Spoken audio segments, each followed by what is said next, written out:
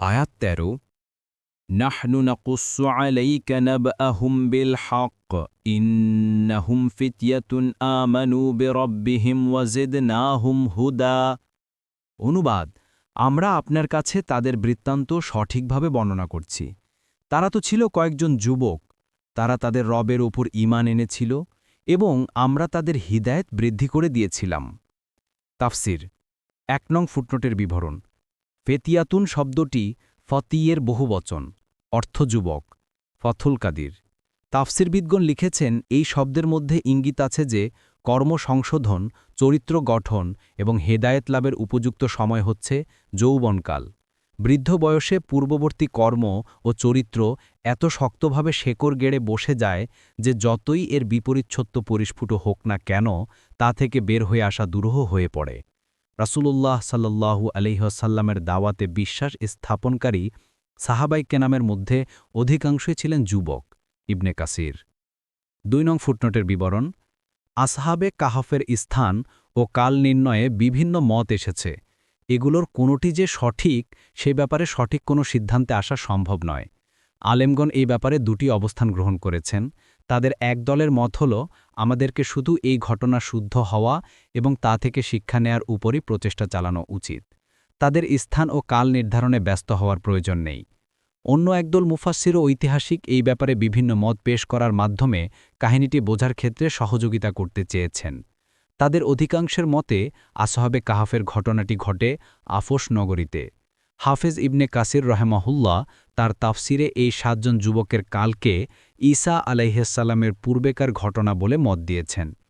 ইহুদিগণ কর্তৃক এই ঘটনাটিকে বেশি প্রাধান্য দেওয়া এবং মক্কার মুশরিকদেরকে এই বিষয়টি নিয়ে মুহাম্মদ সাল্লাল্লাহু আলাইহি ওয়াসাল্লামকে প্রশ্ন করতে শিখে দেওয়াকে তিনি তার মতের সপক্ষে দলিল হিসাবে পেশ করেন।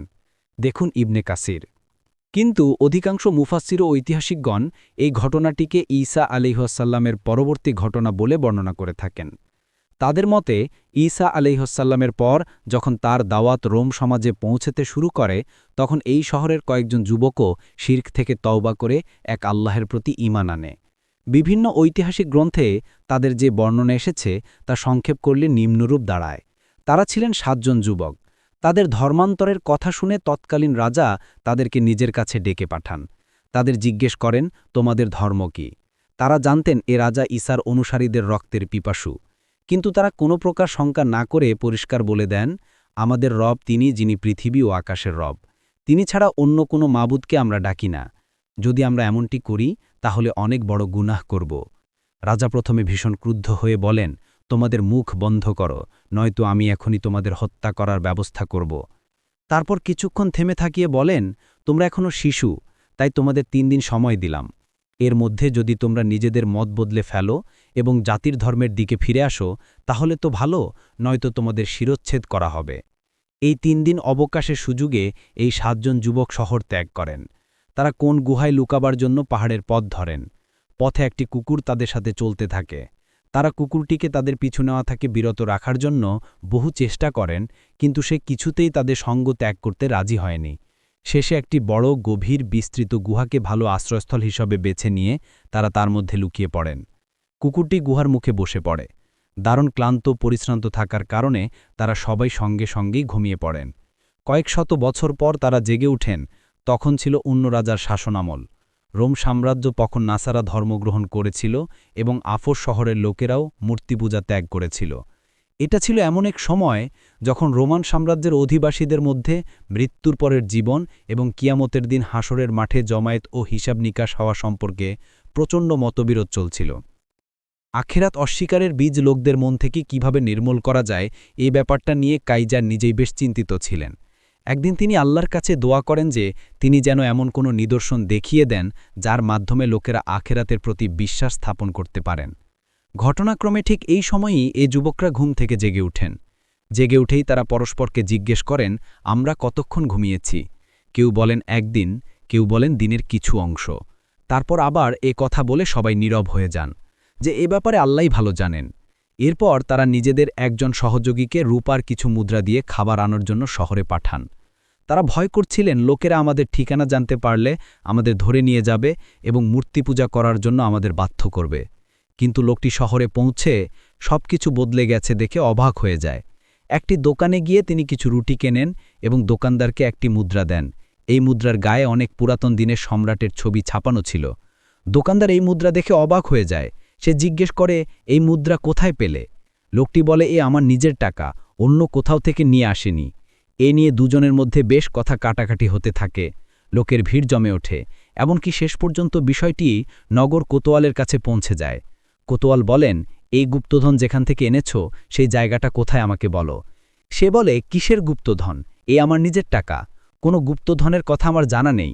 কোতোয়াল বলেন, তোমার এই কথা মেনে নেওয়া যায় না, কারণ তুমি যে মুদ্রা এনেছ এ তো কয়েক শত বছর পুরানো। তুমি তো সবেমাত্র যুবক, আমাদের বুড়েরাও এই মুদ্রা দেখেনি। নিশ্চয় এর মধ্যে কোনো রহস্য আছে। লোকটি যখন শুনেন অত্যাচারী জালেম শাসক মারা গিয়েছে বহুযুগ আগে, তখন তিনি বিস্ময়াভিভূত হয়ে পড়েন। কিছুক্ষণ পর্যন্ত তিনি কোনো কথাই বলতে পারেন না। তারপর আস্তে আস্তে বলেন, এ তো মাত্র কালই আমি এবং আমার ৬ জন সাথী এই শহর থেকে পালিয়ে গিয়েছিলাম এবং জালেম বাচ্চার জুলুম থেকে আত্মরক্ষার জন্য একটি গুহায় আশ্রয় নিয়েছিলাম। লোকটির একথা শুনে কোতোয়ালও অবাক হয়ে যান। তিনি তাকে নিয়ে যেখানে তার কথা মতো তারা লুকিয়ে আছেন সেই গুহার দিকে চলেন। বিপুল সংখ্যক জনতাও তাদের সাথী হয়ে যায়। তারা যে যথার্থই অনেক আগের সম্রাটের আমলের লোক সেখানে পৌঁছে, এই ব্যাপারটি পুরোপুরি প্রমাণিত হয়ে যায়। এই ঘটনার খবর তৎকালীন সম্রাটকেও পাঠানো হয়। তিনি নিজে এসে তাদের সাথে দেখা করেন। তারপর হঠাৎ তারা ৭ জন গুহার মধ্যে গিয়ে শটান শুয়ে পড়েন এবং তাদের মৃত্যু ঘটে। এই স্পষ্ট নিদর্শন দেখে লোকেরা যথার্থই মৃত্যুর পরে জীবন আছে বলে বিশ্বাস করে। এই ঘটনার পর সম্রাটের নির্দেশে গুহা একটি ইবাদতখানা নির্মাণ করা হয়। বিস্তারিত দেখুন কুরতুবী, বাগভী, ইবনে কাসির, তাফসির ও আল বিদায়া ওয়ান নিহায়া, 2 ভাগের 570 পৃষ্ঠা। 3 নং ফুটনোটের বিবরণ। আয়াতের অর্থ হল, যখন তারা সাচ্চা দিলে ঈমান আনল, তখন আল্লাহ তাদের ঈমান বৃদ্ধির মাধ্যমে সঠিক পথে চলার ক্ষমতা বাড়িয়ে দিলেন এবং তাদের ন্যায় ও সত্যের উপর অবিচল থাকার সুযোগ দিলেন। তারা নিজেদেরকে বিপদের মুখে ঠেলে দেবে কিন্তু বাতিলের কাছে মাথা নত করবে না। এই আয়াত আহলে সুন্নাহ ওয়াল জামায়াতের একটি স্পষ্ট দলিল যে ঈমানের হ্রাস বৃদ্ধি ঘটে। অনুরূপ দলিল সূরা মুহাম্মাদের 17, সূরা তাওবার 124 এবং সূরা আল ফাতহার 4 নং আয়াতেও এসেছে।